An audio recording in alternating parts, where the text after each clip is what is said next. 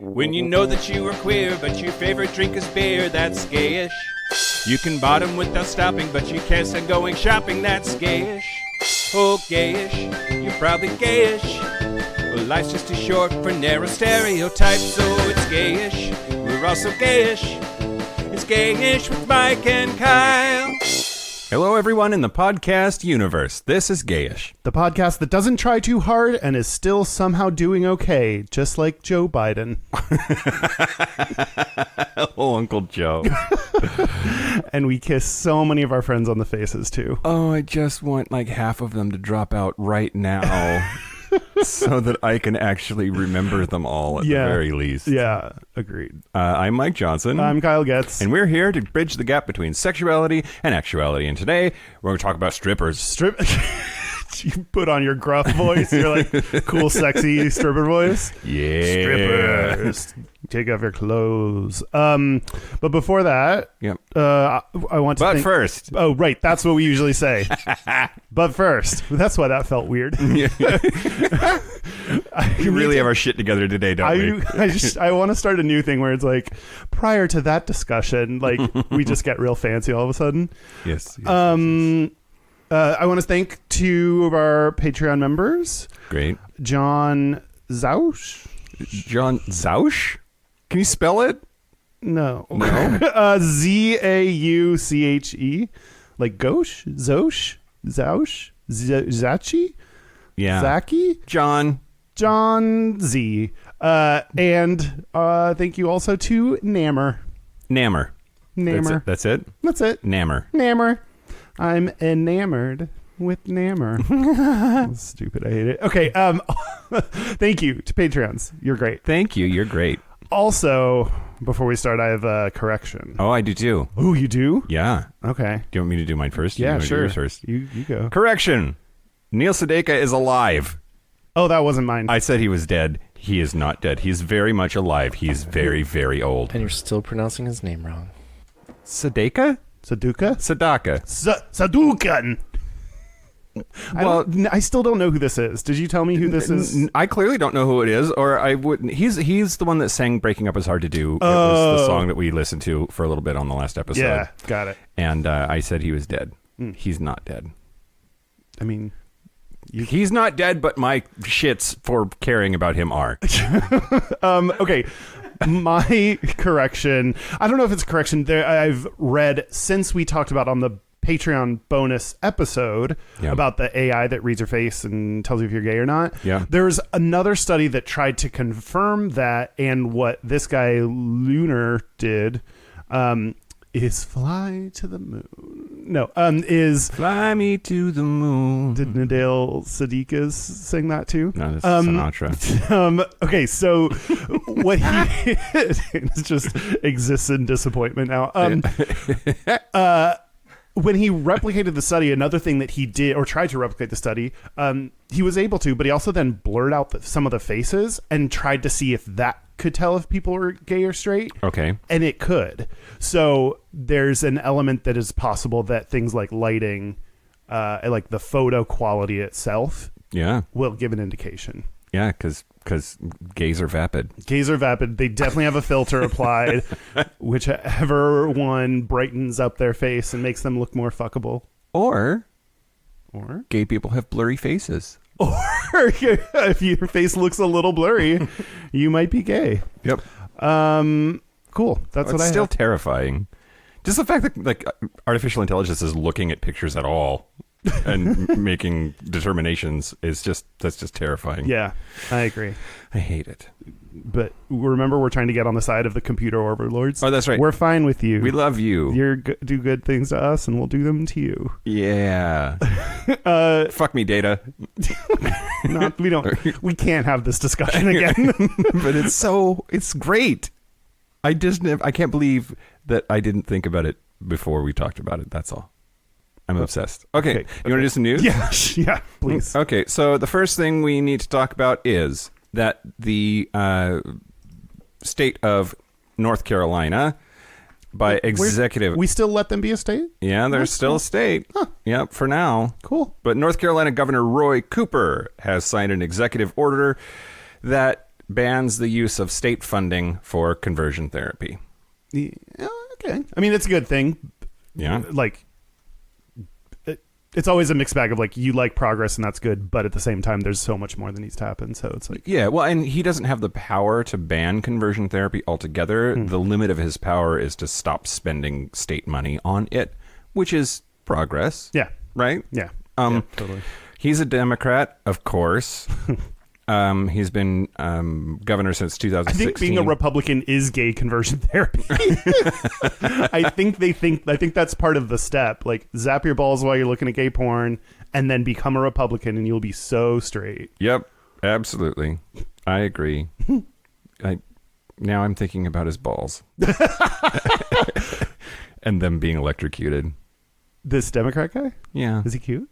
Oh. How do you describe what you think his balls would look like? He's got a daddy thing going for him. So you think like just really thick, sturdy balls? Like balls you could rest your hat on? I think he's got like a below average penis and then just like giant testicles. Like he's disproportionate. Like he would fuck you better with his balls than he would with your dick, with his dick? Yeah. Yeah. It just has that look about him. Okay. I don't even know what that means. We should ask the AI. Hey, can you identify how big is this person's junk? Crawl all of these different pictures of pants and tell us how big the dick is underneath them, based on lighting, shade. Oh God! Well, it is the first time a state south of the Mason-Dixon line has ever taken statewide action on conversion therapy. So maybe there's hope. There's hope. Cool. Moving on. Yeah. Okay. There is no hope. That's okay. The next story. No. Wait. Isn't that the motto for one of the Star Wars movies? Star Wars Episode 1. There is no hope. There is no hope. Oh shit. Okay. Fox News pundit Eric Erickson. What? Eric Erickson. Eric Erickson. You're not real. He hosts a right-wing radio show. And or what Fox calls a show. Yeah, right. Yeah. He has been lashing out at Democratic presidential hopeful Pete Buttigieg for not repenting for his sexuality. Obviously. Yeah. So pretty awesome. In this blog, he claimed that Donald Trump has more humility than Pete Buttigieg.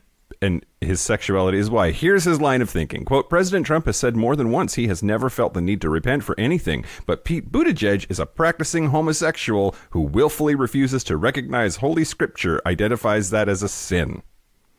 He will not repent either. There's a big difference, however, between these two unrepentant sinners. Donald Trump does not lecture Christians about their faith, and Buttigieg has made it a central part of his campaign. So yes, in that regard, President Trump has more humility than Buttigieg.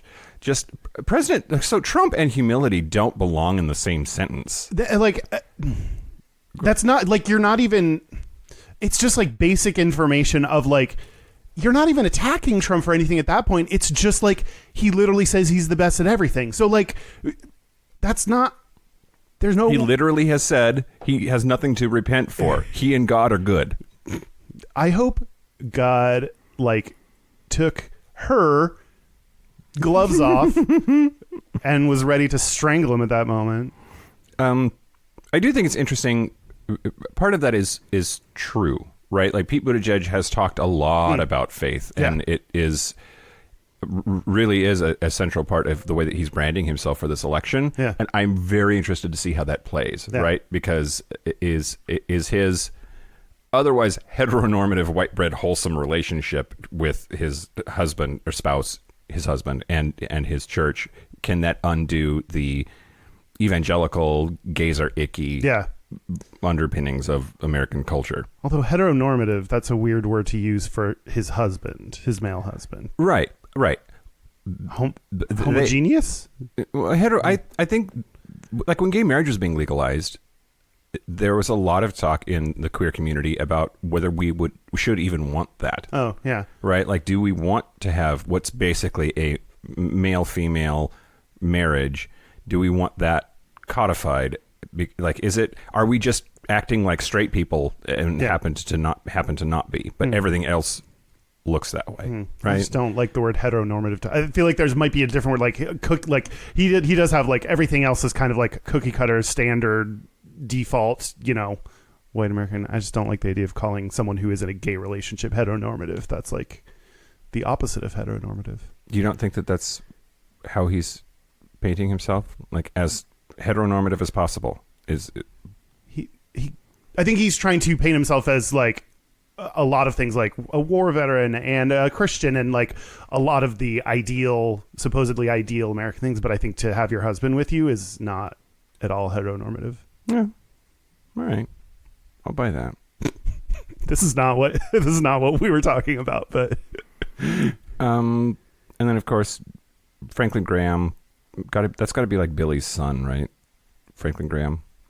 Did you make a joke or to say a serious? I can't tell. No, that's a serious thing. Okay. It says that Buttigieg will face eternal damnation unless he repents his sexuality. The Bible defines marriage as between a man and a woman, not two men, not two women. And no, it doesn't. God fucking damn it. I don't understand. I don't understand the world we live in where you can just fucking make up a lie. Mm-hmm. Say it as many times in a row as you want to, and then it no longer even becomes questionable. Yeah. Yeah. And like when you pull in a Bible in that, even if it is literally not in there, like it just doesn't matter. You can do or say whatever you want. You're correct that he's the son of Billy Graham. Thanks, Dan. All right. Last but not least. Okay. Is there no hope again? Sort of. Okay. Okay. So when I do the news, I have a lot of my go-tos that I hit to get ideas for stories to do. One of the ones that I always hit is Gay Star News. Gay Star News has been around for a while. And at the end of last week, they reported that they have to close effective immediately. The site's no longer being updated. Quote, "We don't know how long it will remain online, but we will try to preserve it for as long as possible."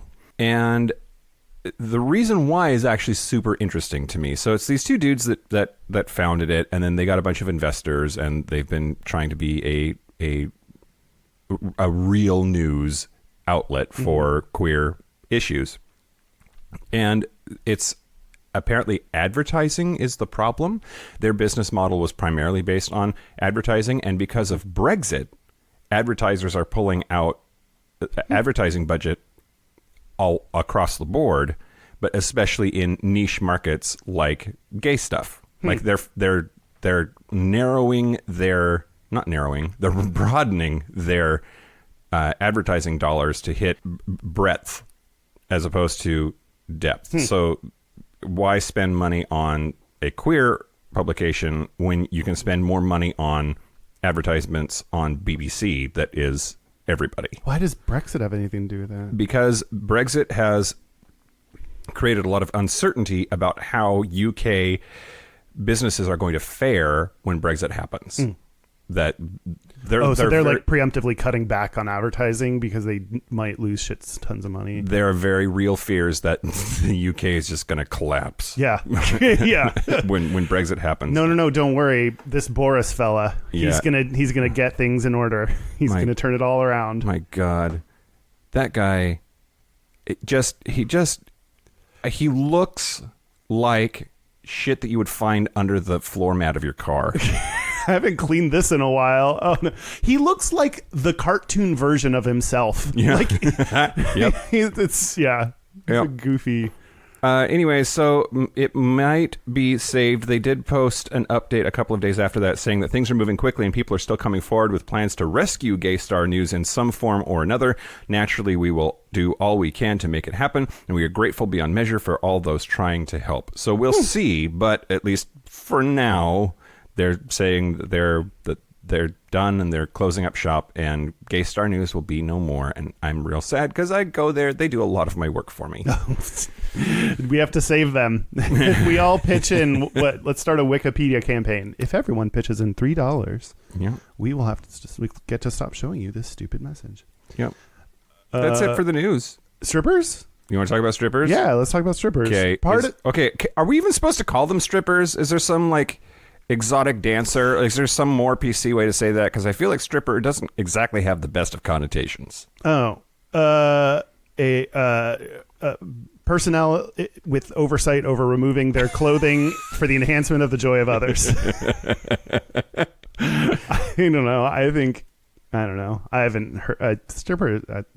I know, like, I mean, pretty much any name, especially in this kind of like industry, like seems has a negative connotation. But I don't know what else you would. Exotic dancer. That does seem like the potential alternative. I'm a dancer.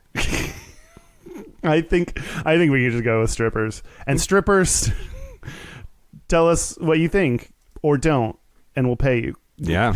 Or whatever. But also, part of the reason we wanted to do this is because the last one was a real heavy episode, so we wanted to... We're going to sex it up a little bit. Just do a little sexy time, make it a little bit lighter topic, unless you come with something terrifying There's nothing you tend to do, but... There's nothing better to do after you've been crying than just go get fucking wasted and put money in somebody's pants. This is like following the breakup process. Do you want to tell me something first? Sure. Okay, so just a little bit about history, which I know you love. Do I have to be here for this, or can you do this on your own? I'm going to talk to you about the Condor Club. Okay. The Condor Club claims, a little bit without evidence, but claims to be... Hey, this is the world we live in. The world's first topless and bottomless entertainment venue. For men and women? No, it's ladies. Oh. So, Mike, you're taking this opportunity for us to talk about strippers to talk about lady strippers? okay, so my mom Okay. went she went to Texas to visit her ex-person guy dude. Mm-hmm. And he listens to the show, which I think is boy. really interesting. And his piece of feedback to her that she shared with me was that we should talk about boobs more. So, yes, I'm going to take this opportunity to talk about lady strippers. I don't think we've ever gotten that feedback. I was like, well, we did a whole episode on boobs. Yeah. We thought we'd just like really just lock that in and got it taken care of. Okay. So the club is in the North Beach section of San Francisco, California. It opened in 1964. It's at the corner of Broadway and Columbus. Does all the gay shit happen on Broadway in whatever city it is? Yes. Like Seattle, the neighborhood is more or less It's on built Broadway. around Broadway. Yeah. Broadway is where all of the musicals are in Manhattan. Yeah. Okay. Anyway, the corner of Broadway and Columbus Avenue in San Francisco.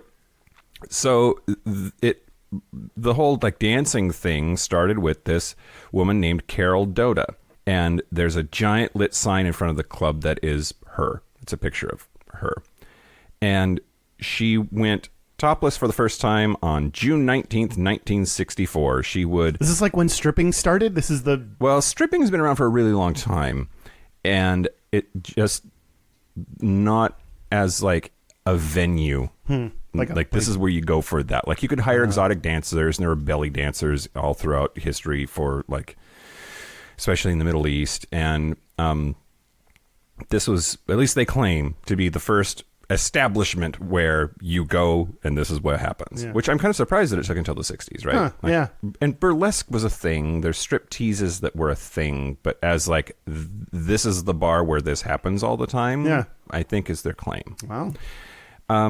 So she would, there was a white piano that would come down from the ceiling, and she would be on it, and then she would get naked and perform. She went bottomless, and the dancers performed fully nude on September 3rd, 1969, which I just think is really funny that there's an exact date for like, this is the first time the JJs were shown. And then in 1972, bottomless nude dancing became illegal if establishments served alcohol. But she continued to dance there topless until 1986, so 22 years. Wait, you can go bottomless? Alcohol and bottomless was the problem? Bottomless nude dancing became illegal in establishments that served alcohol in California in 1972. That's a weird line to draw. I mean, a lot of these things are like weird religious or whatever people's stupid opinions are about the body and sexuality. But like, why are vaginas like, oh, I can drink alcohol around expose boobs, but once it's a vagina, no, like I'm gonna shove my straw in there or what. I don't know what they think is gonna happen. Cecil Adams, who writes the Straight Dope, or at least used to, for the Washington Post, maybe there's a newspaper that he wrote for many years, but he made me familiar with the phrase pricks are pornographic, tits are not. And vaginas are very much pornographic, but breasts are not, at least in some circles, like in some modes of thinking or whatever. Yeah. Do you remember, you lived here when all of this was happening, there were the strip clubs in Seattle. There was the one across the street from the Pike Place Market, that's Showgirls, and then there was another one called the Lusty Lady that was also down there. It was across the street from the Four Seasons, what's now the Four Seasons there. And the Lusty Ladies for sure closed. I think Showgirls is still there. Anyway, there was this big active push to fight against them because they are like right in the main central tourist part of Seattle. Yeah, they are right there. Not family friendly, etc. So the city of Seattle tried to pass an ordinance that said that you could only dance nude if the lights were on. They're like, yeah, we'll get them. Like, who wants to go watch strippers with all the lights on? That'll put a stop to it in like a sneaky kind of way. Yeah. I don't remember how all of that turned out because there was a legal challenge that, like, no, you can't tell us what to do in that way.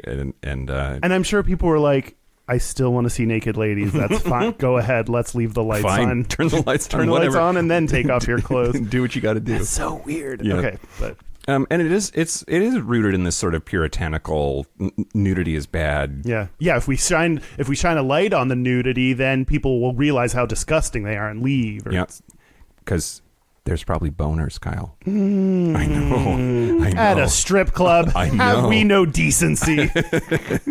I know.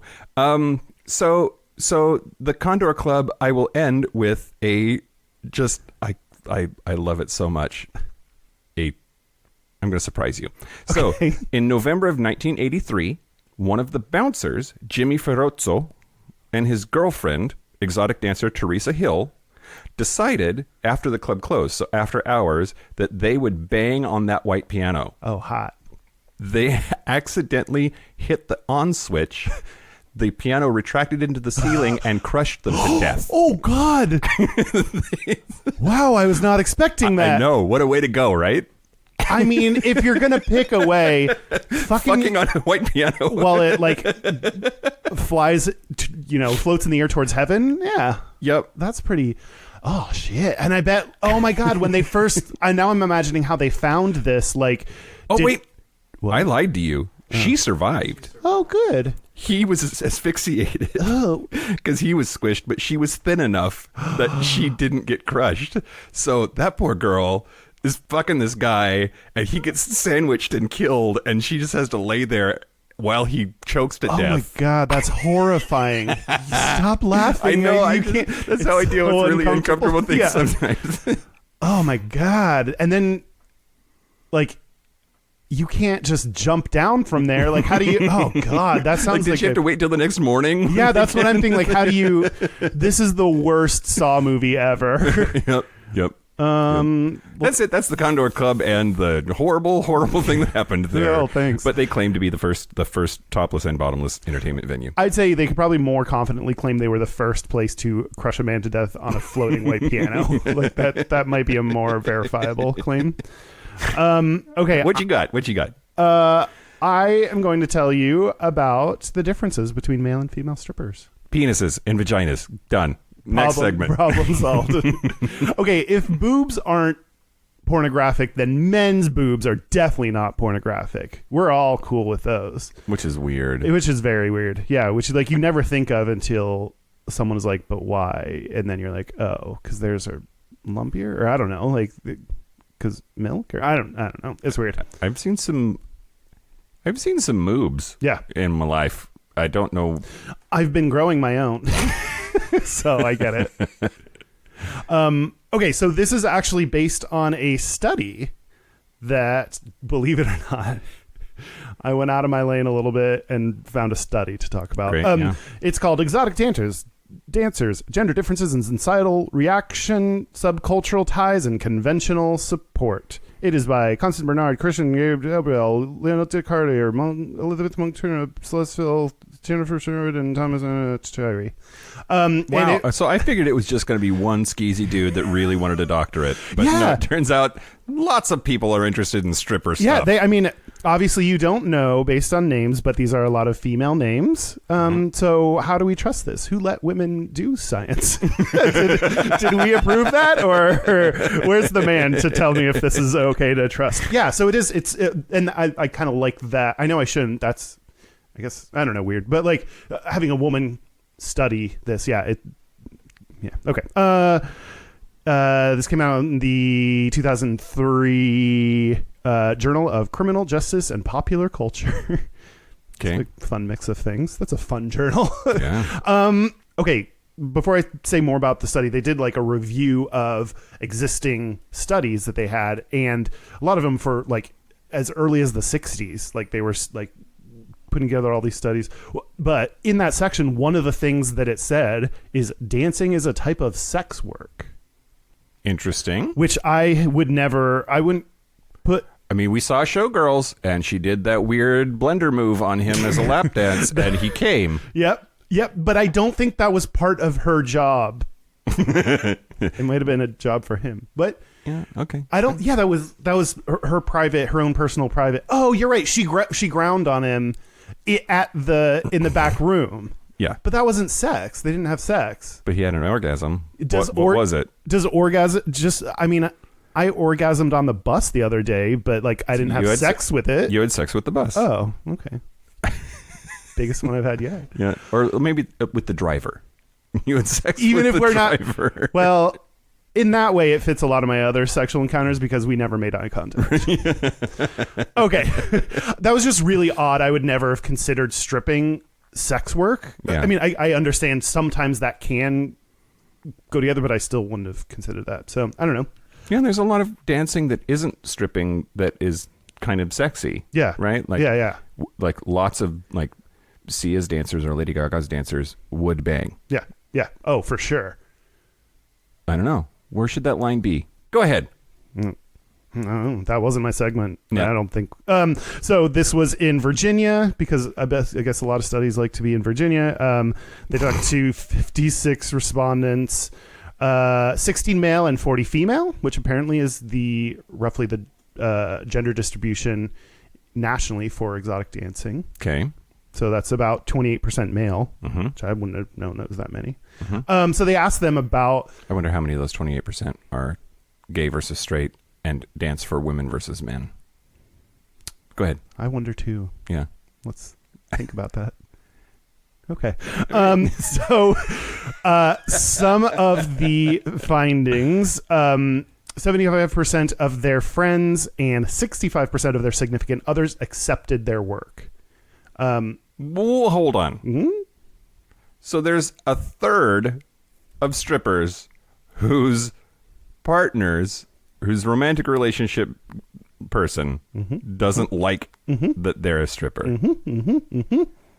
That to me is... Don't, like, in general, not just in this space, don't be with somebody if you don't like their job. Yeah. Or like...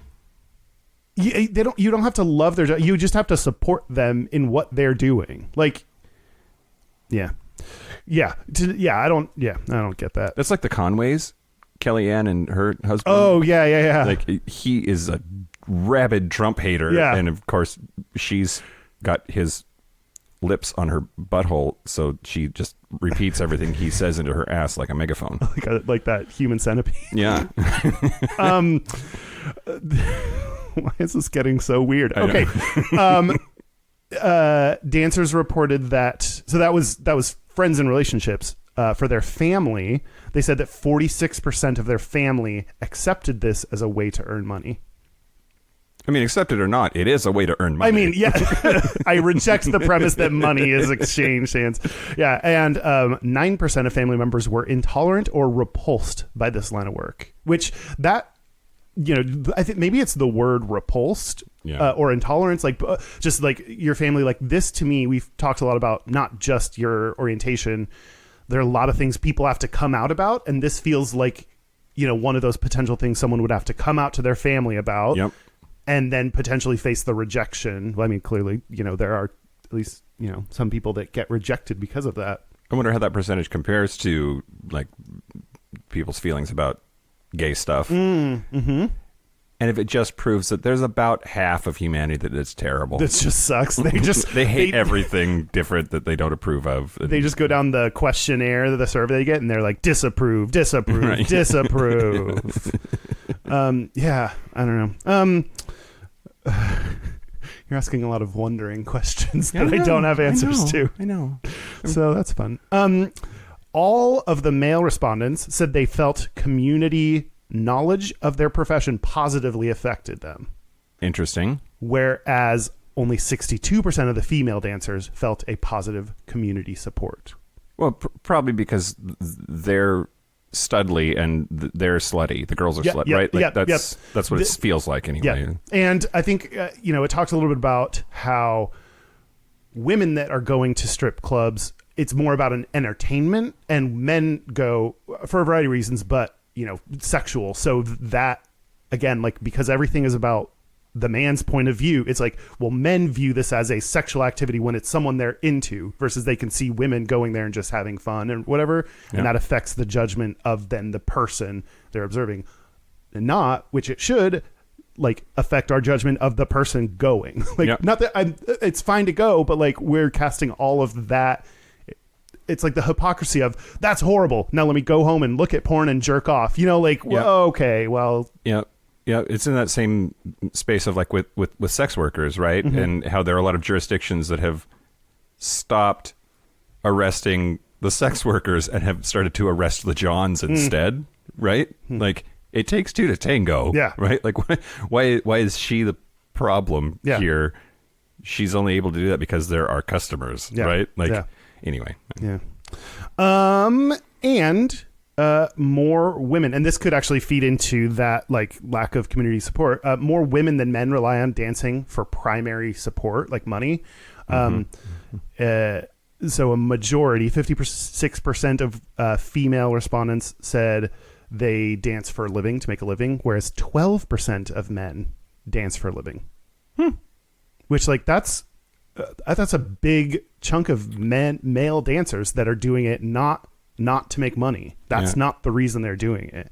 Yeah. And actually, this is where it gets sexy. Sexy? Is this my sexy voice? Are you turned on? Hey, everybody. Tell me your stuff, Kyle. Okay.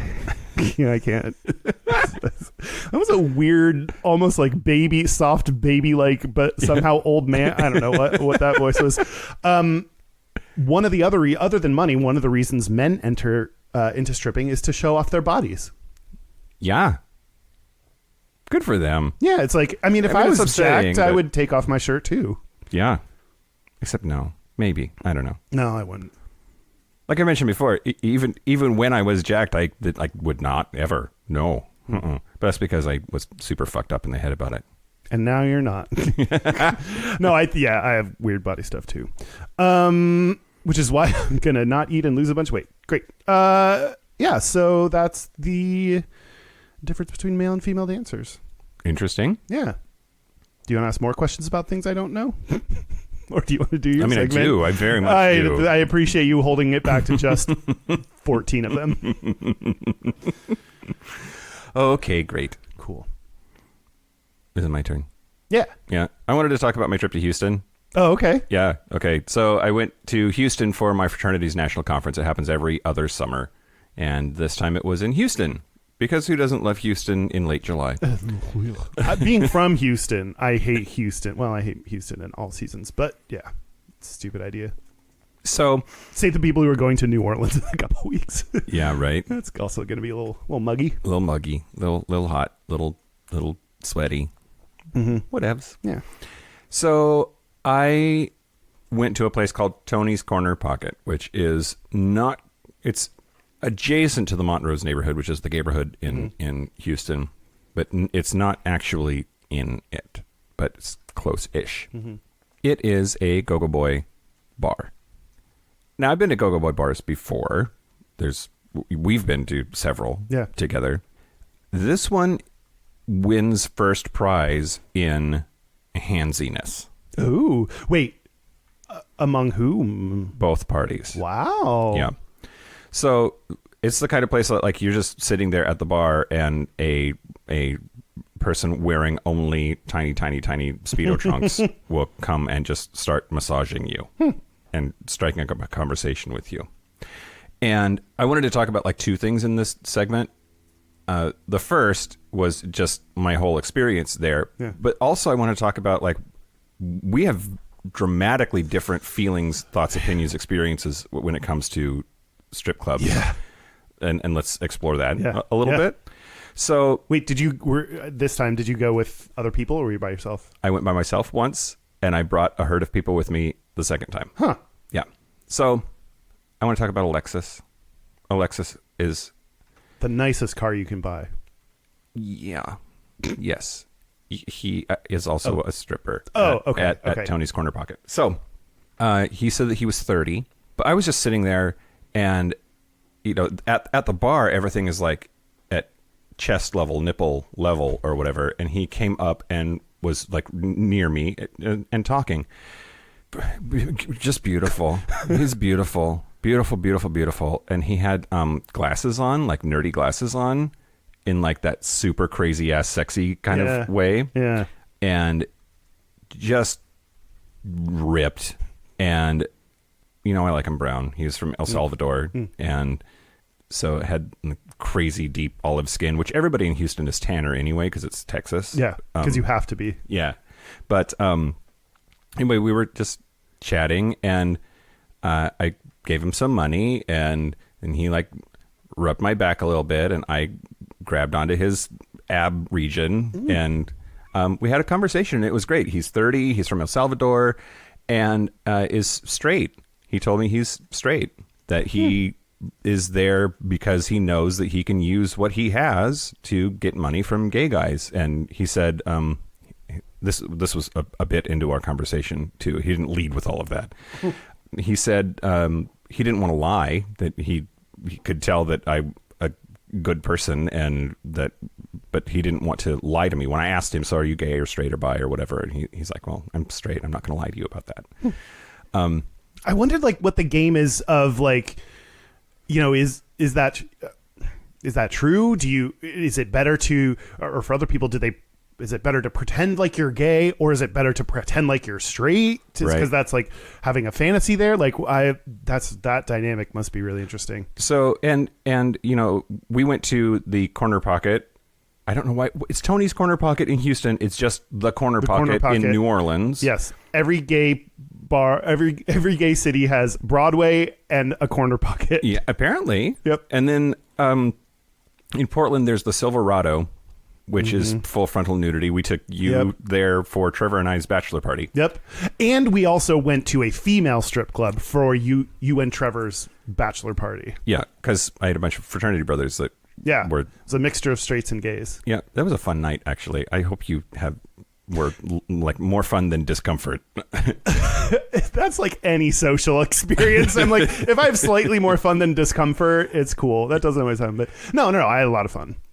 So in all three of those cases, the two Corner Pockets and the Silverado, and I've been to others, but let's just limit it to those three, over half of the dancers are straight, or at least they say they are. And it leaves me wondering, are they actually straight? Are they straight but not narrow? Are they bi? Are they actually gay and just saying that they're straight so that they don't get hit on by people that they don't want to get hit on by? It's just, it's interesting to me. I don't know what to believe. Yeah. I think that's part of where my discomfort is of like, I don't know. A lot of what you're saying makes me very uncomfortable. Just like when you're talking about having Alexis stand up beside you and start talking to you and you talk and then you're like touching him, but like I don't know. Like it just, it feel like what he's doing is to get money from you. And like, but I mean, he may of course be enjoying it as well, but it just feels like that entire interaction to me feels uncomfortable. And then it like that it's in public and you can, I don't know. I just, So he went around the bar again. He left to go talk to other people, get money from other people. Were you jealous? A little bit. Really? Yeah, sure. But then there's also That must be part of the game too. Like, I'm going to leave a little bit so he misses me and he wants me back. And Yep. oh man. Yep, absolutely it is. Too many things I want to say at the same time. So he went around the bar and then he came back. And when he came back the second time, he walked up from the other side, from my right side, and just like the underwear that he was wearing allowed him to just like flop his massive dick onto my thigh. I had no idea he had a giant dick until he like went around the bar and came back. And it was like, sweet Jesus, it's like a fucking pork loin in there. It was ridiculous. So then, you know, He came back and you just came. but I was like, that made me uncomfortable. Little really? bit. Yeah, because there's something about, I mean, first that's a little bit violating, right? But he also knew that I would be into it. So is it really? But we didn't negotiate that. There was no consent there of like, put your genitals on me. Yeah. I mean, it seems hard to, like, at the same time, he didn't ask consent to rub your back. Like, Right. It does seem like, I think this is where I struggle with the whole consent thing. I think a lot of things, like, you have to negotiate as you go. Like, you can't up front list out what are all the things that I consent to and don't. Yeah. And so that's where it's like, there are some societal boundaries that we should know are a thing. But if I'm in a strip club and I've been already talking to this guy and flirting with him and his penis touches my leg, you're allowed to be like, no, I don't want that. But doesn't feel so violating, even though you're right, it was unwelcome. It wasn't unwelcome, but he didn't know that. Oh, right. So that's the sort of conundrum, right? Yeah. Like, I mean, yeah, I think you have to kind of make some of those assumptions along the way. You're not going to get 100% consent. I mean, and there are probably people that say you should get consent between every single thing you do. So, unlike the corner pocket in New Orleans, where I saw lots of dicks, they're not supposed to actually show them, but they do. Mm-hmm. Not so much in Tony's corner pocket in Houston. They would often, like, you want to put money in their shorts, so they would like open their shorts like 3 feet in front of them so that you could see everything while you were putting the money in there. But that's different than what we saw in New Orleans. But I tipped him, and then he like grabbed my hand and put it on his dick. Oh. And I was like, okay, how do I feel about this? This is massive and fun. And now I'm sad that you're straight. Would I pay you more money to fuck me if you weren't straight? Because I know you're not into me. Like it was interesting. But this sort of leads back to your discomfort with the whole thing. I think that my comfort with all of it is rooted in the fact that I know that this is just a transaction. Right. Like, right. I know I'm giving money to this person, and I know that they are giving me in return whatever we sort of, it's unspoken, a lot of it, but like whatever we have negotiated for this price. A service. You're paying money for a service. Yeah. And I think that's a very like logical, like Myers-Briggs T kind of a way to think about it. Yeah. And I think that you have a harder time divorcing them from their humanity, from their personhood, from their feelings. Like your maybe empathy about the whole thing kicks in. Yeah. Like, do you want to be here or not? Or like, just, I'm always like being self-conscious. It's always like, and I probably a little bit of like shame about sex and stuff. Like, other people can see me doing this. Mm-hmm. And what does that say about me and my, you know, what I'm interested in and my sexuality and I'm so uncomfortable at strip clubs. Even like, I mean, go-go boys or like people that are like dancing in their cage or whatever, like that's fine. But but I don't have to, they're doing their thing. They're over there. I get to watch and I I try not to like stare too much because that even makes me uncomfortable, even though that's, I think what they're there for, but like, please look at me. Please. I know. I am like, even here your in my statistics. Your statistics said that they do. Like a lot of men are dancing so that they will be looked at. Right? Yeah. It's just the entire thing. It's like, I also don't like things that are kind of like phony, like or you know, I don't like rom-coms because they're just like, this is not real life. This is why I like fucking depressing ass movies, because it's like I want an authentic view of everything, and to have this kind of like charade that do show. Sorry, I grossed myself out. Like that you're just kind of all putting on this pretense. Like, I mean, I don't know. I could see like, man, I want to touch a hot body. I'll give this money to do this, but then I feel weird about myself. I don't know. Yeah. I don't understand it. When I went home that night, when I left the club and I smelled like him. Oh, because he was sexy. he was wearing a fragrance that like got on me because he was touching all me. over you. Yeah. And that was really hot. That was Yeah. like, that was the hottest part. Actually, was after it was all over, and then like here's this scent that's on me, and then the memory of like touching this person, and he's just so fucking hot, so hot, and so that was fun. You know, Is there a thing about having a fetish for smell? I guess there has to be because people like pits and stuff. But like, yeah. I'm just wondering if there's like a whole other thing of like the rawhide in New Orleans. I don't know if you remember there's a sign on the door that says no cologne. And they prefer that you don't wear deodorant. Yeah. And that's because it's. Do you ever go to like a hookup and you're like, should I put on deodorant or not? Like, are they not that I like actively like really focus on my titular region, but like you never know. Like you don't want to be like have all this deodorant and then they like start doing stuff and they're like, oh well, now I'm just chewing like little chunks of Old Spice or whatever. Oh yeah, I mean, no, I don't. I don't worry about those things, but I understand why somebody would. Yeah. Like for me, I do my normal routine, and this is again like I'm always thinking of like what's their comfort and are they okay? But also like there's something weird about people. I think it's also a little like it's very vulnerable to be a patron there because that is saying very publicly, this is what my interest, my sexual interest, and this is what I want, and I want to touch you, and I'm going to do that. It's like, it actually seems like very vulnerable to be there and admit those things that sure. Yeah, well, and so I went twice in Houston. I went the first time by myself, and the second time I was there I brought three gay fraternity brothers, and I observed my own behavior was dramatically different. And I think it's in this space. I didn't want them to see what I was into. So I became self-conscious. So when it was a bunch of strangers, when it was a bunch of randos, I didn't care. Judge me all you want to. You fuckers are here too. Yeah. But when it was people that I have a relationship with, that I'm going to continue to have a relationship with because we're in the same fraternity, then I was like, oh God, don't be too forward. Don't stare too long. Don't let them see which go-go boy I'm most into. I wonder if you have, like, once you become friends with someone, you have a hard time seeing them as sexual. You don't sleep with your friends. I wonder if that's connected to, like, if I know you and have a friendship with you, what are you going to think about me and my sexual interests and what I want? Which is weird because I'm so vanilla for the most part that, like, it's not like I do anything crazy that they would then go and tell people. It's...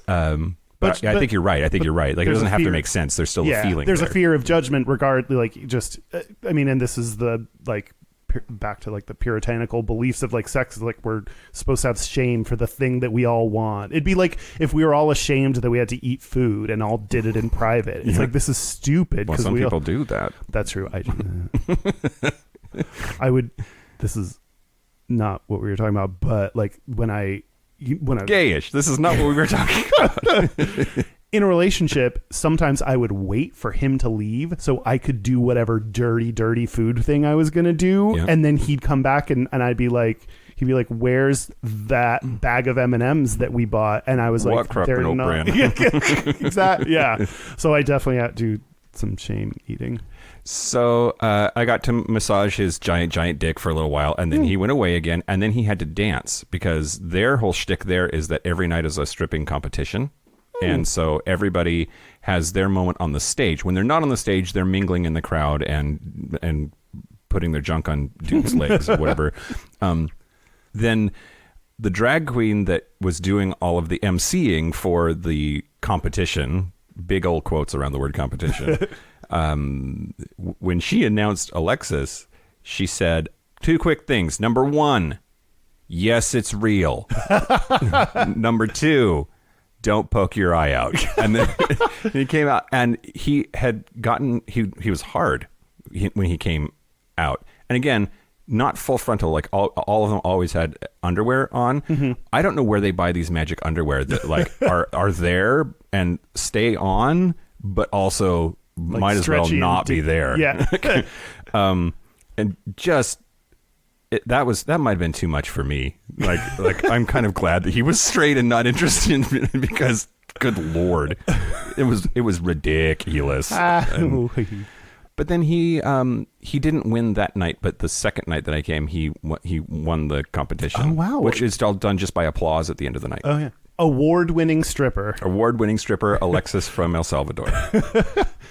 Also, I'm debating the ethics of this maybe, but I found him on Facebook.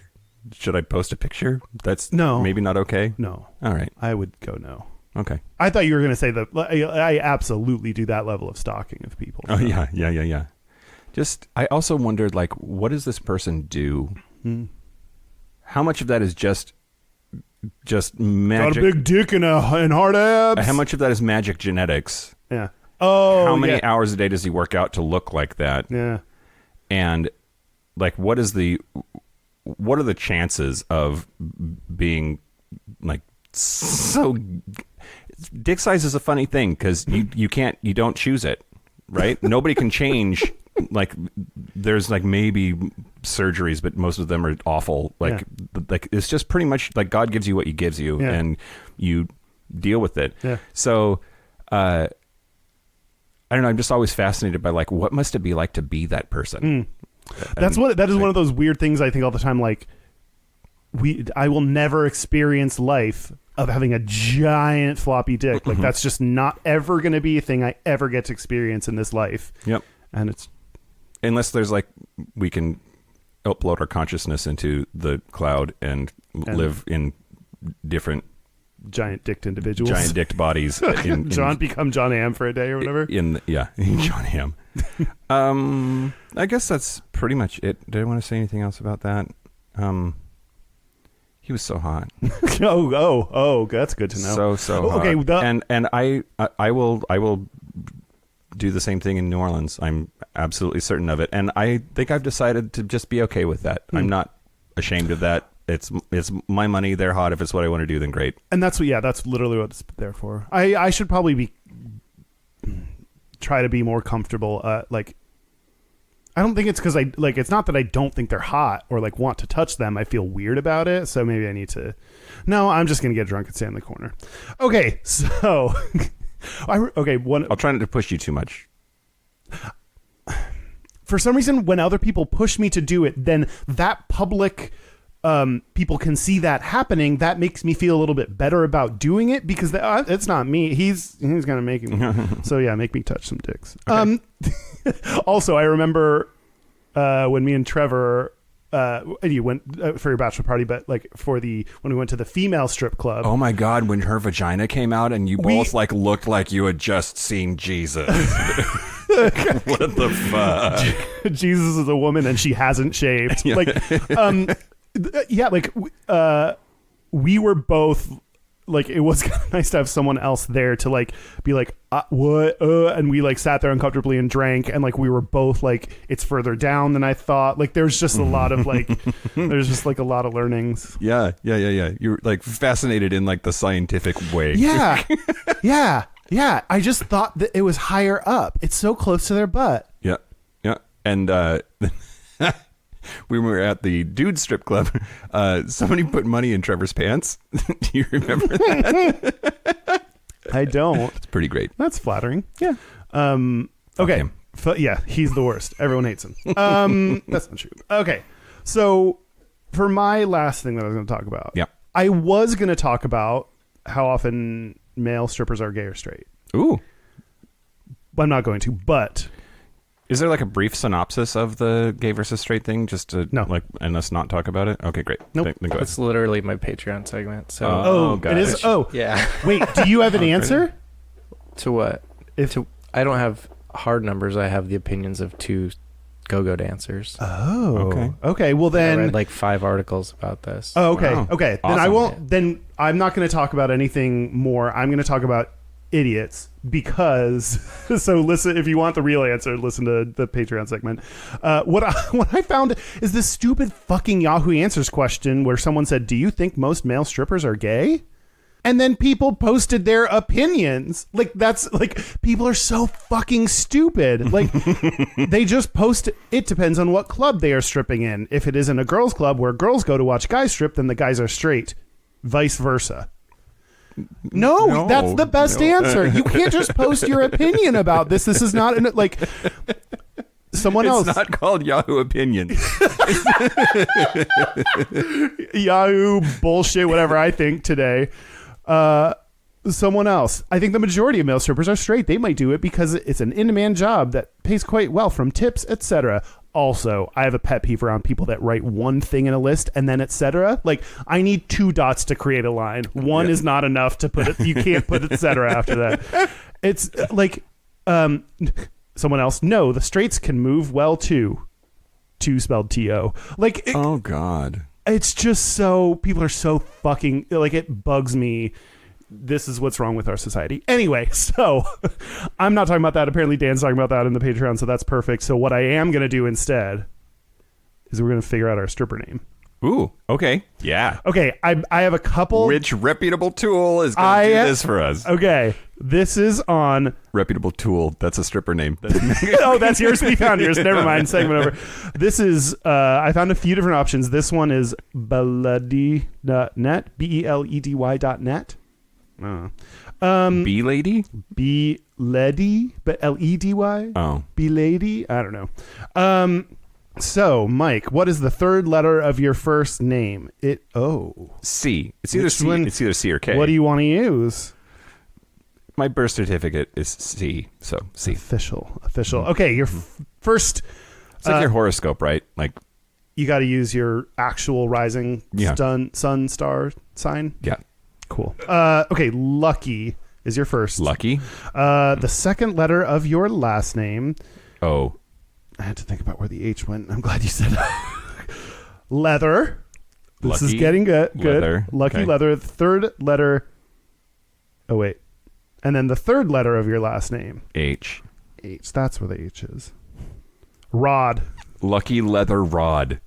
I feel like we were on a good trajectory, but I don't necessarily like Lucky Leather Lad or something would be maybe a little bit better. My dad's name is Ron, and we always thought Ron Johnson was a great porn name. It doesn't need to change his name at all. Okay, wait. So Lucky Leather Rod. let's see what mine would be. The third letter of my first name. Do I know what that is? L. Tex. Oh my God. What do you do if your name is Bo? You're invited out of the club. You're asked to leave, please. Tex. Okay, the second letter of my last name, which is Tex. Tex. That's my first name. And you're from which Houston. That's so That's weird. so great. I know. Belady.net might be more insightful than we thought. So blue. Tex blue. Spell blue. Unfortunately, it's the stupid way. And the third letter of your last name. Balls. Oh, wait. Sorry. That's Z. No, that's not the third letter of my last name. I just saw balls and got distracted. T. Buns. Tex Blue Buns. Although balls would have been better. Tex blue balls. Yeah. Okay. That's not good for anybody involved. Maybe that's your kink. You know how people like one of people's kinks is like not peeing and like saving up pee just till the last moment. Okay. Yeah. We talked about that on Water sports. Water sports. Yeah. Did we? I don't know. We've talked for so many hours. Yeah. It's hard to know. Maybe blue balls is like someone's fetish. I guess edging. That's a fetish. Okay, so maybe we'll post this link. It's been a long time since I've promised to post a link anywhere, but I'll maybe really try to do it this time. Another option: your stripper name is the color of your underwear and the last thing you ate. Both Mike and Dan actively looked at their Mike. What are you? Gray muffin. Dan, what you got? Blue protein shake. Hot. Yeah. Yeah. Mine is like greenish, Kermit Green. greenish peanuts. I don't think that's good. Okay, and then this is not name generator, but then I was looking at there are people that post this to be like, what are funny stripper names or what are good stripper names? 2 different sites I had the name Teddy Bear Jones as an option. There's also Bullwhip Bob, Backdoor Barney, Backdoor Barney, Adonis Thunderbolt, ooh, Danglebert Humperdick. That's a little bit too. That's a little bit too much. I don't like that at all. Dallas Thoroughgood. Danglebert Humperdick. No, I can't. I can't. Leaf Magon. That seems like it was a joke if I pronounced it right, but I don't get it. Life Magon. Anyway, Danglebert Humperdick. You're going with that? Yeah. All right. Beautiful. I think I'm sticking with Tex Blue Balls. Not buns. Nah. You're just going to override that and go with balls. Yeah, I think so. Okay. Great. Do you have anything else you want to know about? No. Oh. Did we do it? Yeah. Should we take a break? Let's take a break. Let's take a break. Go, go, go. This is the part where Mike and Kyle take a break. So are we back? We're back. We're back. We are going to do our Gayest and Straightest. We're going to do our Gayest and Straightest, but first, our website is gayishpodcast.com. You had a moment of like, wait, what do we do now? Well, no, I was debating whether to do a thing I'm going to do before or after the contact information, and I'll do it after. So our website is gayishpodcast.com. Wow, building the tension. I like Yeah. it. We are on so much social media, Twitter, Facebook, Instagram, YouTube. At Gayish Podcast / Gayish Podcast. And Dan is telling me Discord. One of our listeners, Brandon, created a Discord server that we mentioned before, but now Mike, Dan, and I are all in and occasionally chatting every now and then. But it's like a really cool community. It's really awesome how much work he put into like setting that up, and there are a lot of people that share anything ranging from safe for work, chit chat and help and mental health support to support. It's cool. I can't talk apparently. And all the way to like naked people and stuff, and you can see who Dan fucked. And so yeah, join that if you want to. Our hotline, you can send us text messages or leave us voicemails, is 5855-GAYISH. That's 585-542-9474. Standard rate supply. And our email is gayishpodcast@gmail.com. Yeah. What's the thing you were going to do? So I did want to mention briefly that, of course, we'll be appearing at the Pride 48 Queer Podcast Festival in New Orleans. Our time slot will be Sunday afternoon at 1 p.m. We will be at the Holiday Inn Superdome. 1 p.m. Central. Yep. Cool. So if you can make it in person, it's still possible to get tickets. If you're not able to make it in person, we will be live streaming that same day. Mm-hmm. That's, I didn't say the actual date, though. It's Sunday the 18th of August, 2019 at 1 p.m. Also, I wanted to mention briefly that Big Fatty had his 3,000th episode last week. When he started it, he does 5 20-minute shows a day and has been doing it for whatever the math is. 5 a week. 5 20-minute shows a week. God. Even I have a limit on how much Big Fatty I want to listen to. Yeah, I don't think he would want to listen to himself that much. It's a huge milestone to have 3,000 episodes of a podcast. It's pretty interesting. That's insane. That's really cool. He promised us all he was going to stop at 3,000, but then Pride 48 raised $3,000 and over their live streaming weekend in June, and he's going to continue. But he's not going to continue at the same pace. He's already taken a day off and has said he's going to, if he wants to take time off, he will, and not feel pressured to keep doing it. Oh, that's good. Which, that's kind of like the podcast equivalent of going out to pasture. God. I'll show up when I want to. I mean, okay. But wow. I listen to every episode. Yeah. Don't know why. It's like taking LSD and then sitting on your couch. You're like, why am I, what's happening all around me? But it's fine. Yep. Yeah, that's it. Gayest and straightest? Yeah. Okay. Okay, so my gayest thing was I was talking to one of my friends and I mentioned RuPaul's Drag Race. Yeah. And he was like, what? Yeah. And I was like, what? And he was like, what? I had to back up. And like I thought this was a joke or like I didn't know. Like he had no concept of what RuPaul's Drag Race was. Yeah. And I like. There are people in the world. I get it's just I'm not even into RuPaul's Drag Race. I mean, I've watched some of it. Like I think it's good, but I it's just so I was like doing this the whole time. I was like, what are you talking about? And he was like, what is this thing? And I had to be like, it's a TV. Let's start with it's a TV show. Let's start with the very, yeah. He was just hanging out with 3 self-proclaimed fag hags, and I said, text them right now, ask if they know what it is. And he started to text, and he was like, how do you spell it? And I said, spell it however you want. And he went ROO. I was like, oh my God, I just don't understand. Of course, they replied like, have you been living under a rock? So, the straightest thing, yep, which you mentioned in the Patreon segment, but we went to some of our friends' place who now live in Ballard in Seattle, which Ballard... It's where fun goes to die. It's where bros go to high five, I think. I might want to move there because they were talking about how bro it is, but it's like... It's outside of my little gay neighborhood that just is filled with gay weirdos, and that's what I like, and going to their...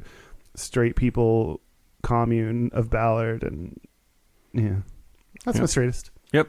They fed me rosés, so it helped ease the. Yeah. What about you? The straightest thing about me this morning, I went through the drive-thru at Starbucks, and the person that was helping me when I pulled up. You did that because you're hungover. I did that because I was hungover. Yeah. That's like your move, your hungover move. Yeah. Oh, it's great. Get a sausage and cheddar breakfast muffin sandwich thing, and then like a massive coffee. Mm-hmm. That's all I want when I can barely survive. Yeah. So I don't know. I'm reasonably confident that this person was assigned male at birth, but their name tag said Mimi, and they were wearing a lot of queer paraphernalia. And so I'm going to say they, but I don't know how they identify. But I said to them, I love your shirt, because it was a Starbucks corporate pride shirt. And then they looked at me, and for that instant, I could tell they thought that I was straight. They thought that I was trying to be like a straight savior or something. Yeah. And they made this horrible face at me, and they were like, it's corporate pride. And then like gave me my coffee, and I moved on with my life. But just like... I realized in that instant in my Jeep looking hungover that this person thought that I was straight. Oh. And that's one of the things I mean, it's actually like, since painting my fingernails, I feel like part of what I like about it is it's one thing I can be like, no, I'm gay. You shouldn't painting your fingernails shouldn't be a gay thing, but it like people assume that like, and especially in those scenarios, I want to be like, yo, I'm gay, but I'm gay, dog. Like I'm so gay. Like it's just like, yeah. I hate that. I know that feeling. And I hate that. Yep. You're like, no, I'm one of you. Yeah. Exactly. The gayest thing about me this week. So when I was in Houston, I hooked up with a guy on Grindr and to blow him. And how is this the first? Okay. We've been hanging out this weekend as regular human friends. How dare you? I know. How do I not actually? And sometimes you'll say things and I pretend to not know them and go along with them for the podcast. I didn't know this. Wait, were you talking about this and then he shut us down for talking about the sex we had? Was that? I don't remember that happening. I shut down sex talk? Why would I do that? In Facebook Messenger, you were like, you guys... Stop bragging about your fucking sexual exploits. Oh, maybe. I think you were wasted. Yeah. Oh, no. Wait. Let me finish my story. I retract that. Talk to me about sex. I'm sorry I said that. Okay. So I'm blowing this guy. Great. I tell him how much I like my nipples played with, and he just goes to town. Yeah, he does. And hurt like a motherfucker for like 3 days. I had chafed, kind of bleeding nipples that hurt so bad. we were out at the bars at a karaoke bar on Sunday, and I was holding my beer to my nipple because the cold made it feel a little bit better. Oh man. Okay, question. Did you I'm guessing you liked it in the moment. No, I would have told him to stop, but my mouth was full. Were you also eating a hamburger? What do you mean? Oh, wow. Yeah. I was going to say, isn't it nice when you can say what you want and then you get it, but you were not able to say, like, please stop. Right. Yeah. I said what I wanted, and then I got punished for it, which is why I should never do that again. Okay, was a little bit of you turned on by the later having, like, bruised nipples? No, it just painful? hurt. It just hurt. See, like, that's the thing I like about, like rough and violent sex is, like, later you can be like, this bruise mark or this bite mark. Like, that's... I enjoy that. A couple of days later, when it stopped hurting and it was just kind of, like, itchy and sensitive, that was pretty great. Like, that felt good, like, just having a shirt on and walking around. Like, yeah. Anyway, it was intense. So that's it. On that note. Yeah, this has been Gayish. A special thank you to Tex Blue Balls and Danglebert Humperdick. Oh my God. A special thank you to all the male go-go boys that give us what we want and take our money for it. Yep. Thank you to Alexis's parents for giving him that dick and that body. Sweet Jesus. Yeah. Yeah. This has been Gayish. I'm Mike Johnson. I'm Kyle Getz. Until next week, be butch, be fabulous, be you. See you next week. See you next week. And see you in New Orleans. Eventually. Bye.